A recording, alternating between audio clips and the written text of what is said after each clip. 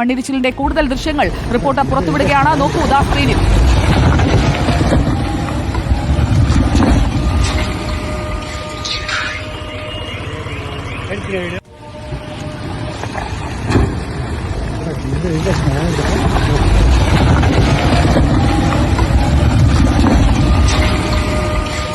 അർച്ചന രവീന്ദ്രൻ നമുക്കൊപ്പം ചേരുന്നു. Good evening അർച്ചന രവീന്ദ്രൻ. അതുവഴി ഒരു വാഹനം പോയിരുന്നെങ്കിൽ എന്തായിരുന്നേനെ കാര്യമെന്ന് തോന്നിപ്പോകുന്ന തരത്തിൽ ഒരു വലിയ ഭാഗം ഒന്നായി ഇടിഞ്ഞു വീഴുന്നു. അതിന് തൊട്ടടുത്തുള്ള ഭാഗത്തേക്കും അടരുകൾ, വിള്ളലുകൾ നമുക്ക് കാണാൻ കഴിയുന്നുണ്ട്. ഈ ബേവിഞ്ചയിലെ ദേശീയപാതയിലെ ഈ ഭിത്തി അത്യന്തം അപകടാവസ്ഥയിലല്ലേ അർച്ചന?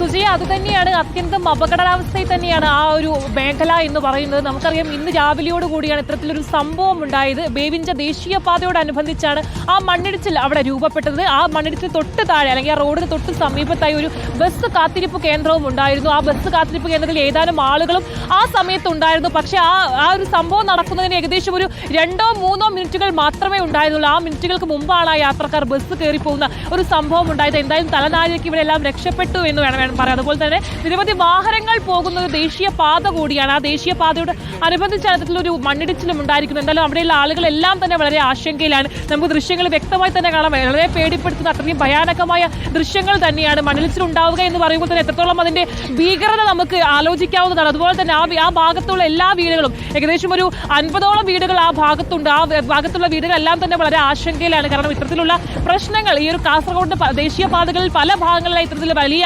മണ്ണിടിച്ചിലും അല്ലെങ്കിൽ കുന്നിടിക്കലുമായി ബന്ധപ്പെട്ട് പല പ്രശ്നങ്ങളും നേരിടുന്നു. അത്തരത്തിൽ ഇന്നും ഈ ഒരു ബേവിഞ്ചയിലും ഈ ഒരു പ്രശ്നം ഉണ്ടായതോടുകൂടി അത്തരത്തിൽ ഒരുപാട് ആളുകൾ വലിയ ആശങ്കയിലാണ്. ഇനി എന്താണെന്നുള്ള, കാരണം ഇപ്പം മഴ തുടങ്ങിയ ഒരു സാഹചര്യം തന്നെയാണ്.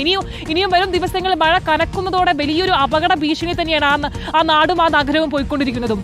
സുജിയ, ഓക്കെ, ബേവിഞ്ചയിലെ മണ്ണിടിച്ചിലിന്റെ കാഴ്ചകൾ ഒരിക്കൽ കൂടി നോക്കൂ. ദേശീയപാതയുടെ ഒരു ഭാഗം ഇതിനകം തന്നെ ആ ഭിത്തി തകർന്നു കിടക്കുകയാണ്. അതിന് തൊട്ടടുത്തുള്ള ഭാഗമാണ് അപകടാവസ്ഥയിലായിരുന്നുവെന്ന് വ്യക്തമാണ്.